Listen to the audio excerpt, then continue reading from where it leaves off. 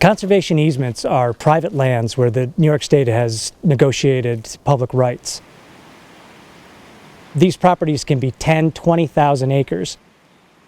My job as the easement program manager is to work with the public so that they're out here maximizing their experience and doing so in a way that protects the natural resource. My name is Peter DeLuhash. I am the Conservation Easement Program Manager for Region 6 of the New York State Department of Environmental Conservation. I came onto the DEC right out of grad school. I applied for and got the Conservation Easement Specialist position as I was finishing up my master's degree. I started out as a SUNY Research Foundation Contractor and was eventually hired to the title of Environmental Program Specialist. The things that I do in my free time are the sorts of things that we're involved with every day. I'm an avid backpacker, I'm an Adirondack 46er, I'm a paddler and a cyclist. So, when I'm not out here as a professional, these are the kinds of places that I come to do the things that I love. When we first found this area, it was already being used by local climbers. I think university students who had found it without any prompting.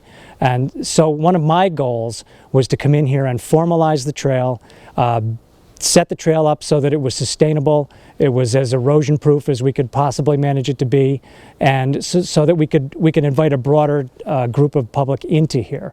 Ash, one of the things we're going to have to figure out is where the next trail marker goes.